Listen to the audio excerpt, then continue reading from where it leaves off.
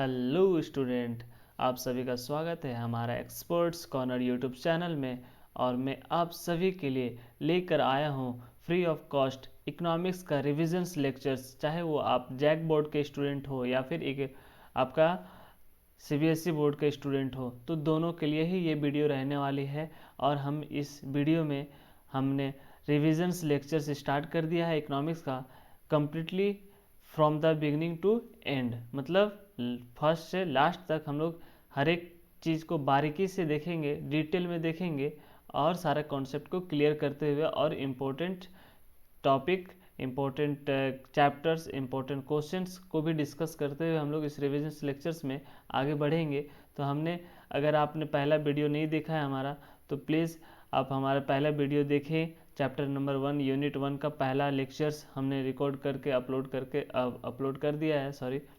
तो और आज हम लोग नेक्स्ट बढ़ते हैं आगे के टॉपिक की तरफ बिना टाइम वेस्ट किए। तो प्लीज़ अगर आपने चैनल में हमारे नए हैं तो प्लीज़ चैनल को सब्सक्राइब करें, लाइक करें और अपने दोस्तों से शेयर करना ना भूलें, क्योंकि आप सभी का एग्ज़ाम जो है काफ़ी नज़दीक आ चुके हैं। तो रिविजन्स अपने अपने तरीके से अपना स्ट्रैटेजी बना के फॉलो करें। और चलिए बढ़ते हैं हमारा नेक्स्ट टॉपिक पे। तो हमने पहला वीडियो में डिस्कस कर चुका था कि वैल्यू एडेड मेथड क्या होता है, उसका प्रिकॉशंस क्या है एंड क्या चीज़ को ध्यान में रखते हैं और क्या फार्मूला इसका है, ये हम लोग इसमें डिस्कस करेंगे और हर एक चीज़ को देखेंगे। एक बार रिविजन्स कर लेते हैं कि वैल्यू एडेड मेथड का फार्मूला क्या है। तो वैल्यू एडेड मेथड एक ऐसा मेथड है जिससे हम लोग कैलकुलेट कर सकते हैं नेशनल इनकम। अब नेशनल इनकम कैलकुलेट कर सकते हैं वैल्यू एडेड मेथड। वैल्यू का मतलब वैल्यू एडिशनल्स, एक प्रोडक्ट पे हम एक्स्ट्रा जो वैल्यू ऐड करते हैं वो चाहे वो प्राइमरी सेक्टर से हो, चाहे वो टर्सरी सेक्टर से हो, प्राइमरी सेक्टर से हो या सेकेंडरी सेक्टर से हो या फिर टर्सरी सेक्टर से, ये तीनों में ही एडिशंस करने के बाद आपका जो निकलेगा वो क्या निकलता है, gross domestic product eight market price, GDP MP जिसे शॉर्ट फॉर्म में बोलते हैं। आगे वो देखते हैं।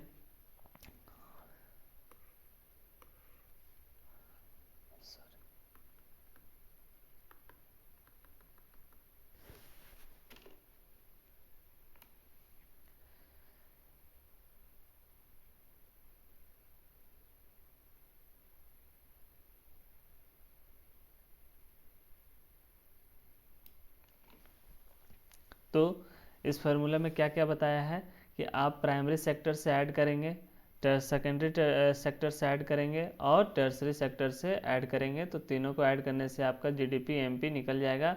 उसके बाद आप क्या माइनस करेंगे, डेप्रिसिएशन को माइनस करेंगे। डेप्रिसिएशन को माइनस करेंगे आप डेप्रिसिएशन को माइनस करेंगे और नेट इनडायरेक्ट टैक्स को माइनस करेंगे। क्या माइनस करेंगे, नेट इनडायरेक्ट टैक्स को माइनस करेंगे। तब क्या निकल जाएगा आपका एनडीपी, मतलब ग्रॉस से, आपका ग्रॉस से कहाँ पे कन्वर्ट हो गए, नेट पे। इसके कारण हम डेप्रिसिएशन को क्या करते हैं, माइनस करते हैं। और फिर आपका डोमेस्टिक पे ही रह गए, प्रोडक्ट पे। बट मार्केट प्राइस से हम कहाँ पे चले गए, फैक्टर कॉस्ट पे। इसीलिए एनआईटी नेट इनडायरेक्ट टैक्स को क्या किए हम लोग, माइनस कर दिए। और माइनस करने के बाद आपका क्या निकल गया, NFI, net factor income from abroad. ये निकलने के बाद आपका नेशनल इनकम हो जाते हैं। तो क्या कहलाएगा, नेशनल इनकम का शॉर्ट फॉर्म क्या है, NNPFC, net national product factor cost. तो इस तरह से वैल्यू एडेड क्वेश्चंस इस फार्मूला को याद रखेंगे और क्वेश्चन को सॉल्व करेंगे। तो चलिए आगे देखते हैं हम लोग टॉपिक क्या है। तो एक बार वापस से रिवीजन कर लेते हैं। ये हमारा कन्वर्जन्स। तो अगर मार्केट प्राइस है, मार्केट प्राइस मतलब आपका इसमें टैक्स, प्रॉफिट, सब्सिडीज वगैरह सारा इंक्लूडेड है, इसे बोलते हैं मार्केट प्राइस। जिससे इसमें से नेट इनडायरेक्ट टैक्स को अगर हम सब्ट्रैक्ट करते हैं, माइनस करते हैं, तो फैक्टर कॉस्ट आपका निकल के आता है। और फैक्टर कॉस्ट में वही एनआईटी फिर वापस से प्लस कर दे तो आपका मार्केट प्राइस निकल आता है। इसी तरह से अगर आपको ग्रॉस दिया है और नेट निकालना हो, कैलकुलेट करना हो, तो माइनस करते हैं डेप्रिसिएशंस को। और अगर नेट दिया हो, ग्रॉस तरफ जाना हो, तो डेप्रिसिएशन को क्या करते हैं, प्लस करते हैं। ये कन्वर्जन्स काफ़ी इंपॉर्टेंट रहते हैं आपके फार्मूला में, तो इस चीज़ को ध्यान में रखेंगे हमेशा। इसी तरह से नेशनल प्रोडक्ट से अगर आपको डोमेस्टिक प्रोडक्ट की तरफ जाना है तो NFI को क्या करना पड़ेगा, माइनस करना पड़ेगा। और अगर डोमेस्टिक प्रोडक्ट से आप नेशनल प्रोडक्ट तरफ जाना चाहते हैं तो NFI को क्या करना पड़ेगा, ऐड करना पड़ेगा। NFI को ऐड करना पड़ेगा। अब हम लोग आते हैं सेकेंड मेथड पे बढ़ते हैं। हमने देख चुका है कि वैल्यू एडेड मेथड क्या होता है, उसका फार्मूला क्या होता है, इसके रिलेटेड हम लोग आगे क्वेश्चंस भी करेंगे। एक इनकम मेथड जान लेते हैं कि इनकम मेथड क्या होता है, कैसे it measures national income in terms of payment made in the form of wages। क्या, वेजेस हो गए, रेंट हो गया, इंटरेस्ट हो गया, प्रॉफिट हो गया। किसको, प्राइमरी फैक्टर्स ऑफ प्रोडक्शंस को हम लोग क्या देते हैं, land, labour, capital, entrepreneurship, factors of productions. ये सारे जो भी हम क्या करते हैं, पेमेंट करते हैं, उसको क्या करना है, इसके तहत आप मेजर करके आप नेशनल इनकम को निकाल सकते हैं बाय इनकम मेथड से। तो इसे क्या निकलता है, नेट डोमेस्टिक इनकम और net domestic product at factor cost पे। तो कंपनसेशन ऑफ एम्प्लॉय, इसका फार्मूला जो है आपका compensation of employee, operating surplus, mixed income from self employed अगर ऐड करते हैं तो आपका NDPFC क्या निकल आएगा, क्या निकल आएगा, NDPFC। बट आपको नेशनल इनकम NPFC कैलकुलेट करना हो तो इससे क्या करना पड़ेगा, नेट है, डोमेस्टिक से नेशनल पे जाना है, मतलब आपको क्या करना पड़ेगा, NFI को प्लस करना पड़ेगा। NFI को प्लस करना पड़ेगा तो क्या निकल जाएगा आपका, national income by income method. इस तरह से नेशनल इनकम में क्या कि नेट इनकम फ्रॉम अब्रॉड को क्या कर रहा है, वो ऐड कर रहा है, तो क्या निकल जा रहा है, नेशनल इनकम। और नेशनल इनकम का शॉर्ट फॉर्म क्या है, NPFC। तो ये है आपका नेशनल इनकम।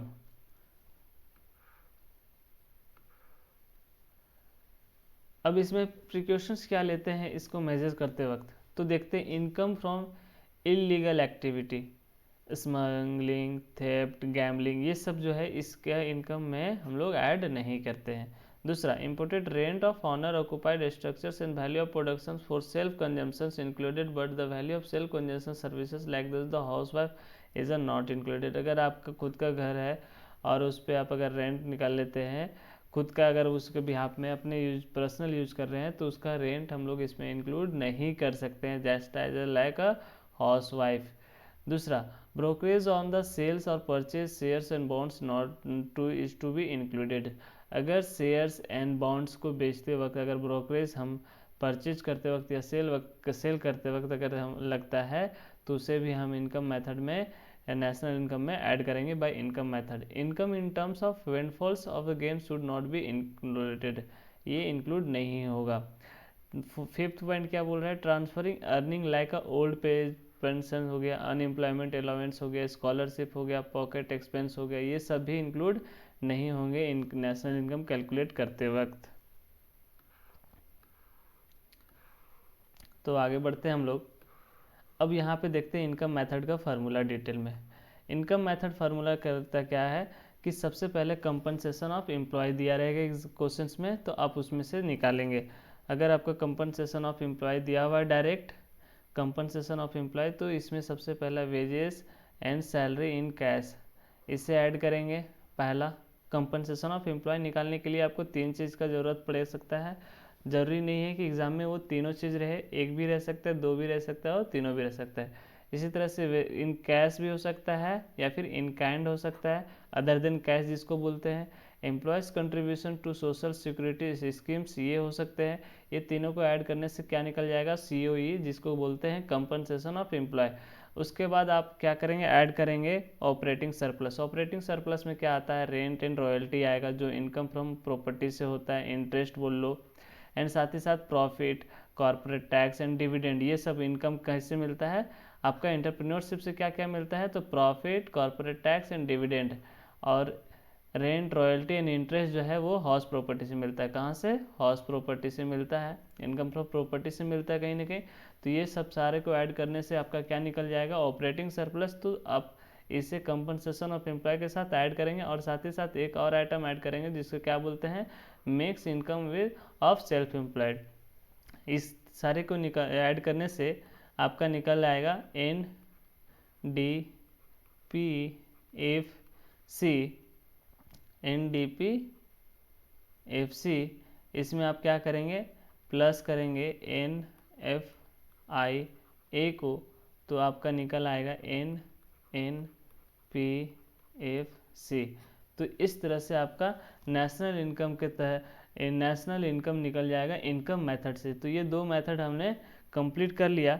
चलिए आगे नेक्स्ट कॉन्सेप्ट की तरफ बढ़ते हैं, नेक्स्ट मेथड की तरफ बढ़ते हैं। तो थर्ड मेथड जो लास्ट मेथड है वो आपका एक्सपेंडिचर मेथड है। आप किस तरह से खर्च करके वो सारे को कैलकुलेट करते हैं तो आप नेशनल इनकम निकाल सकते हैं। By this method the total sum of expenditures, कितना? टोटल सम एक्सपेंडिचर ऑन किस में? परचेज ऑफ फाइनल गुड्स हो गए, फाइनल गुड्स में परचेज करते वक्त जितने खर्च हुए, service producing during the accounting year with in economic estimated obtain by the GDP। तो इसे क्या बोलते हैं? एक्सपेंडिचर्स मेथड में जितने भी तरह से गुड्स एंड सर्विसेज को परचेज करते वक्त खर्च किए गए पूरे साल पूरे with in country with in economy, इसे बोलते हैं एक्सपेंडिचर्स मेथड। आगे बढ़ते हैं। फाइनल एक्सपेंडिचर्स, फाइनल एक्सपेंडिचर्स में क्या बोल रहा है? इट इज़ एक्सपेंडिचर, ऐसा खर्च है जो परचेज किया गया किसमें? फाइनल गुड्स एंड सर्विसेज में ऐसा खर्च किया गया पूरे अकाउंटिंग ईयर में। इसको किसने क्लासीफाई किया गया? 4 कैटेगरी में क्लासीफाई किया गया है। पहला प्राइवेट फाइनल कंजम्पशंस को ऐड करेंगे, जो प्राइवेटली कंजम्पशंस हो फाइनल। दूसरा गवर्नमेंट फाइनल कंजम्पशन एक्सपेंडिचर्स को ऐड करेंगे। तीसरा इन्वेस्टमेंट एक्सपेंडिचर्स को ऐड करेंगे। And fourth net export, difference between export and import का निकाल के आप इसे कंप्यूट करेंगे। बाय एक्सपेंडिचर मेथड से आप नेशनल इनकम निकाल सकते हैं। तो NNPFC निकालने के लिए आप जब ये एक्सपेंडिचर्स को ऐड करेंगे तो GDP-MP निकलेगा। GDP-MP मतलब gross domestic product eight market price. तो इससे क्या करना पड़ेगा? आपको NNPFC निकालना है, NNPFC निकालना है। तो ग्रॉस से नेट पे जाने के लिए आप डेप्रिसिएशन को क्या करेंगे? माइनस करेंगे। डोमेस्टिक से NFI में जाने के लिए NFI को ऐड करेंगे।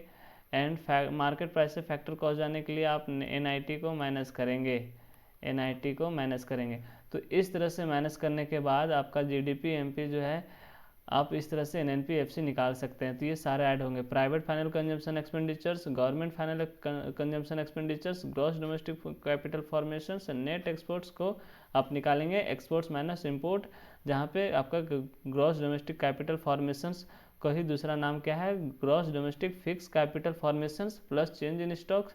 ये चेंज इन स्टॉक कैसे निकलेगा? तो closing stock minus opening stock, इस तरह से आप कंप्यूटर करेंगे एक्सपेंडिचर मेथड से। आप प्रिकॉशंस क्या लेंगे इस वक्त इस मेथड में, तो ये देखते हैं, उसके बाद हम लोग आगे बढ़ेंगे। Only final expenditures to be taken into the account of avoid the error double accounting. दो बार एक कोई भी खर्च को हम नहीं दिखा सकते किसी तरह से भी। Expenditure on the second hand goods is not be included, अगर सेकेंड हैंड गुड्स पे खर्च किए गए हैं तो उस खर्च को हम लोग इसमें ऐड नहीं करते हैं। ऐसे खर्च जो transfer of payment by the government not be included, ये भी इंक्लूड नहीं होंगे। दूसरा imported value of expenditures of the goods produce by for a self consumption के लिए, ये भी आपके इसके अंदर लिया जाएगा। आते हैं इसे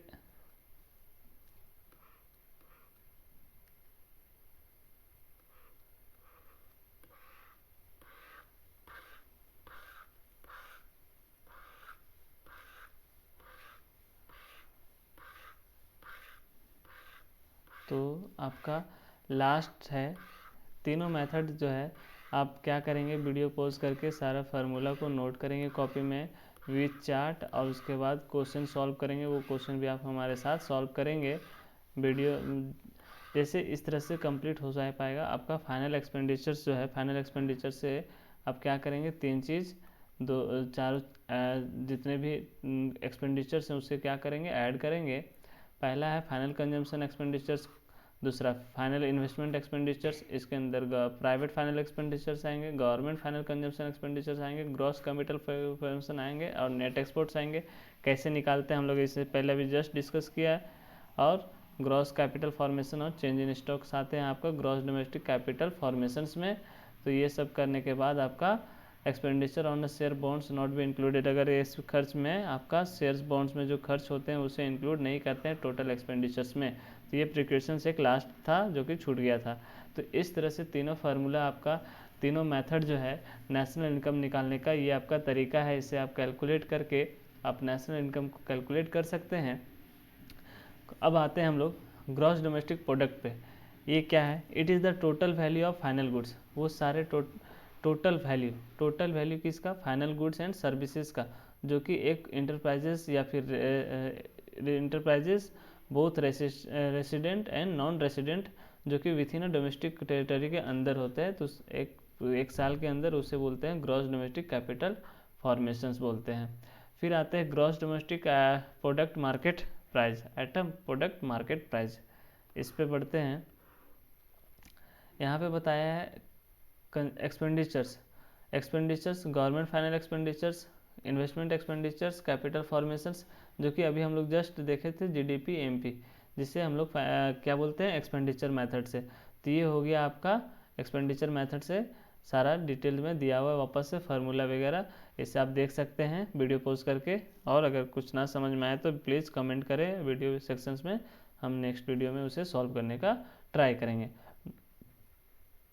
nominal gross domestic product, when goods and services are produced by all the producing unit in the domestic territory, एक डोमेस्टिक टेरिटरी के अंदर क्या प्रोडक्शंस हो रहे हैं विथ इन अकाउंटिंग ईयर्स, जैसे value of current year price and current prices पे which call the nominal GDP कहेंगे at a current price, and it is the influencing changing the physicals output and price level.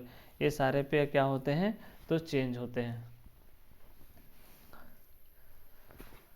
आगे आते हैं real gross domestic product पे, जहाँ पे बताया गया है when the goods and services produce by all the producing unit of in a domestic territory, मतलब जितने भी गुड्स एंड सर्विस प्रोड्यूस किए गए हैं with in a domestic territory country के अंदर एक पूरे अकाउंटिंग ईयर में, उसे बेस मानेंगे, कांस्टेंट मानेंगे, उसे बोलते हैं real GDP at a constant price पे।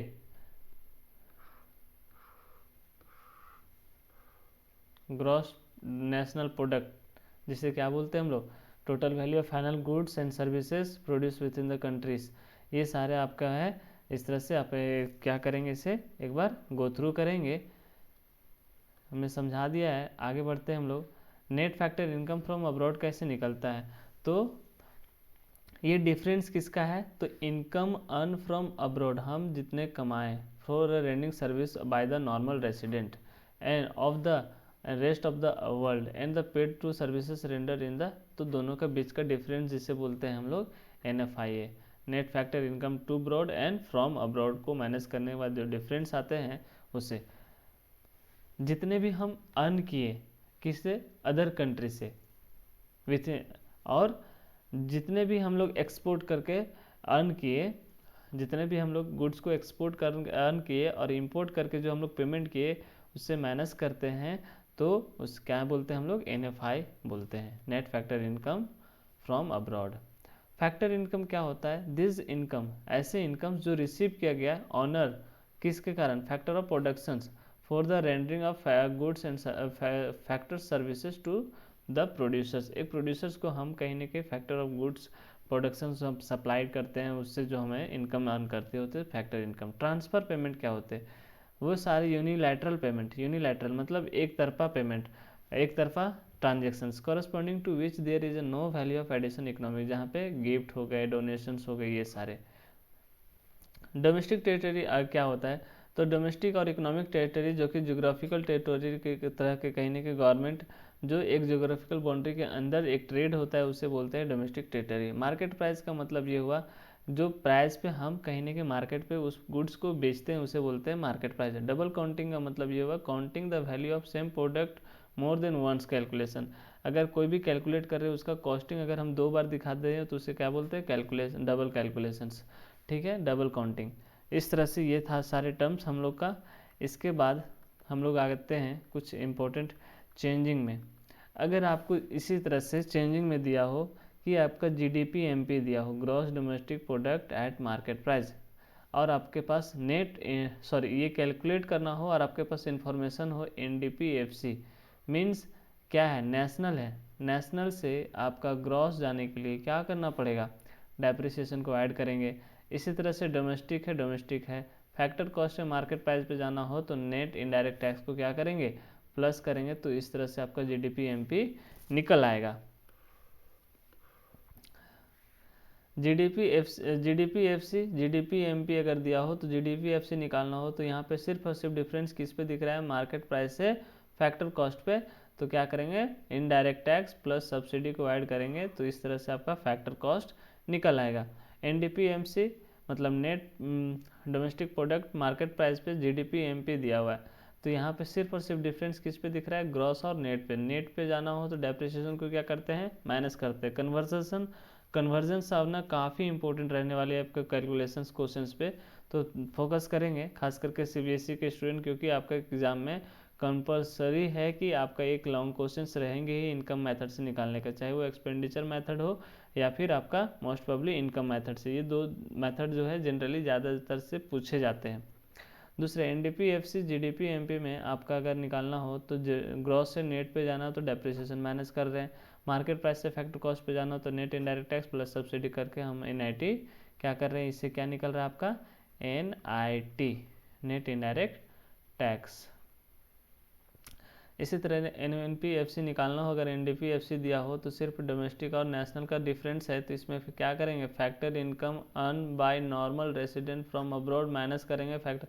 तो इसे क्या है, ये फार्मूला जो आपका NFIA का फार्मूला है, तो इसे नोट कर सकते हैं। GNPFC equal to NNPFC plus depreciation, और मतलब यहाँ पे क्या कर रहा है, नेट से ग्रॉस की तरफ जा रहा है तो डेप्रिसिएशन को ऐड कर देगा, सिंपल। तो इस तरह से आपका ये निकल आएगा। GNPFC GDPFC दिया हुआ है, ग्रॉस डोमेस्टिक से नेशनल, इसलिए NFI को क्या कर रहे हैं, ऐड कर दे रहे हैं। मार्केट फैक्टर कॉस्ट से मार्केट प्राइस पे जाना हो तो इनडायरेक्ट टैक्स माइनस सब्सिडी मतलब NIT जिससे बोलते हैं हम लोग। और लास्ट में GNP market price equal to NNPFC plus depreciation plus NIT, मतलब नेट से ग्रॉस जाना हो तो डेप्रिसिएशन ऐड करेंगे, फैक्टर कॉस्ट से मार्केट प्राइस जाना हो तो NIT को भी ऐड करेंगे। तो इस तरह से आपका कन्वर्जन्स ध्यान रखेंगे, और यही था आपका कन्वर्जन्स। तो आई होप सो ये सारे समझ में आएगा। चलिए हम लोग एक एग्जांपल देखते हैं जहाँ पे हम निकालना है net value added at a factor cost. Net value added at a factor cost, intermediate cost में आपका 15,000 करोड़ है, सॉरी, यूनिट जो सोल्ड किया गया वो 9,000 करोड़ में बेचा गया है। पर यूनिट जो आउटपुट है उसका 4 है।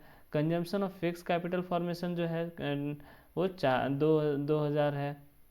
एक्साइज ड्यूटी 4,000 है। चेंज इन स्टॉक -1,000 है। तो क्या निकालना है, NVAFC मतलब net value added at a factor cost. तो क्या करेंगे, output into price, output into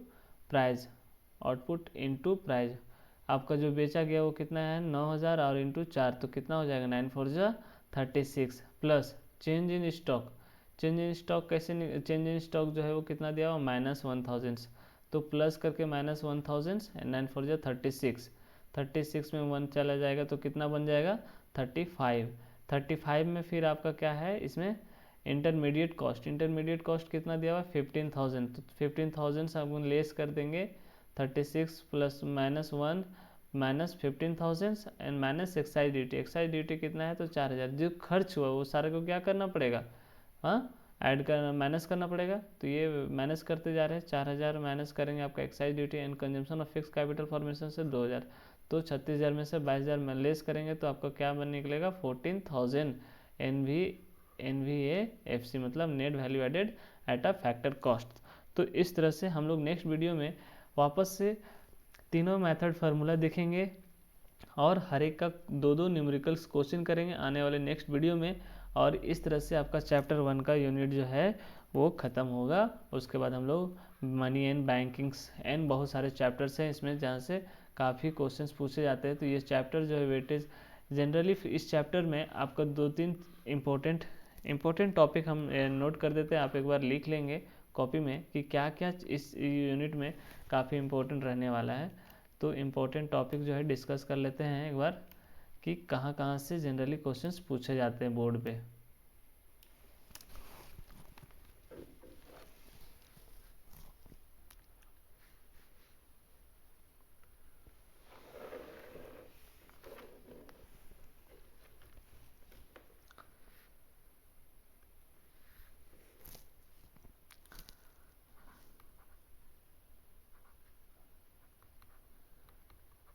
unit 1 important topic. सबसे पहला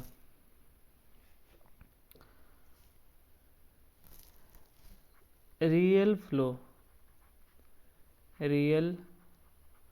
जानेंगे। रियल फ्लो का मतलब जहाँ पे आप क्या करते हैं, एसेट्स का फ्लो होता है, गुड्स एंड सर्विसेज का फ्लो होता है। फ्लो किसका होता है, गुड्स एंड सर्विसेज का।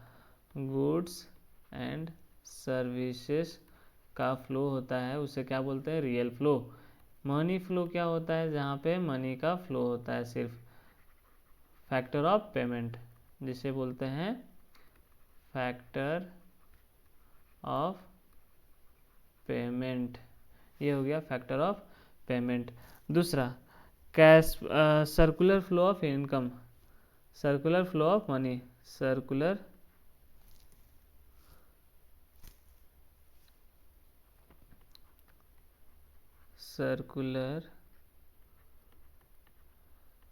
Flow of money.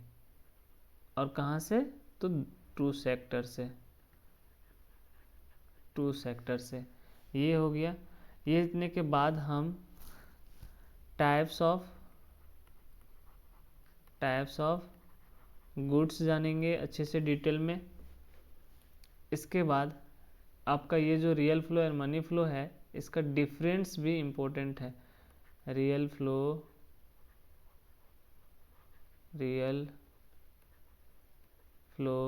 And money flow का डिफरेंस आ सकता है एग्ज़ाम में मोस्ट प्रोबेबली। इसके बाद आपका कन्वर्जन देखेंगे,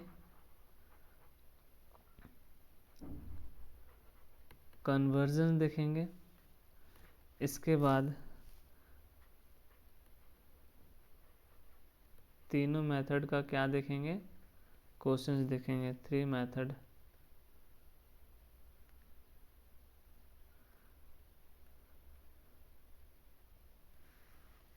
sorry,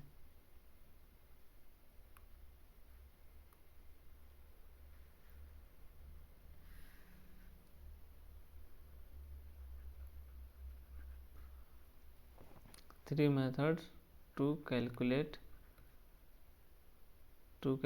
national income, and most important thing,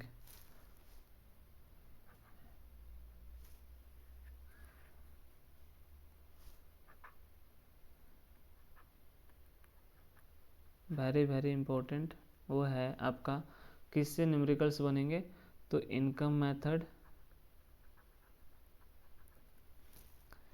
sorry, हमारा हैंडराइटिंग जो है वो काफ़ी ख़राब है इसमें, बट आई होप सो कि जल्द ठीक हो जाए। इनकम मेथड एंड दूसरा एक्सपेंडिचर्स मेथड, ये दोनों से क्वेश्चन जो है आपके भर के पूछे जाते हैं एग्ज़ाम में, जो कि आप सभी को ये सारे टॉपिक जो है इम्पोर्टेंट आप नोट कर लेंगे एग्ज़ाम टाइम। एटलीस्ट एग्ज़ाम से एक दिन पहले ये सारे टॉपिक को एक बार ज़रूर देखेंगे और रिवाइज कर लेंगे अपने तरीके से। तो आई होप सो वीडियो पसंद आया हो तो प्लीज़ वीडियो को लाइक करें, सब्सक्राइब करें और अपने दोस्तों से प्लीज़ शेयर करें। इस तरह से हमारा रिविजन्स लेक्चर जो है अब डे टू डे हम हर दिन रात में एट नाइट वीडियो अपलोड कर दिया करूँगा, और आप सुबह ऐसे देख सकते हैं। सुबह अर्ली मॉर्निंग में पहले वीडियो देख के कॉपी में नोट कर ले सारे इंपॉर्टेंट, उसके बाद बीएसटी पढ़ें। जल्द आई होप सो बीएसटी का भी रिवीजन लेक्चर स्टार्ट हो जाएंगे। आई थिंक अकाउंट्स के ऑलमोस्ट बहुत सारे फैकल्टी ऐसे हैं जो रिविजन्स करा रहे हैं। तो आई होप सो कि मेरे पास जितने भी समय है उस हिसाब से मैंने पहले सोचा कि आप सभी के लिए अकाउंट्स छोड़ के बीएसटी और इको का रिवीजन सिलेक्शन से स्टार्ट करते हैं, ताकि आप सभी के लिए काफ़ी हेल्पफुल हो एग्ज़ाम में स्कोर करने पे। तो आई होप सो वीडियो पसंद आ रही हो तो प्लीज़ बेल आइकन को हिट करो यार। थैंक यू, मिलते हैं नेक्स्ट वीडियो में।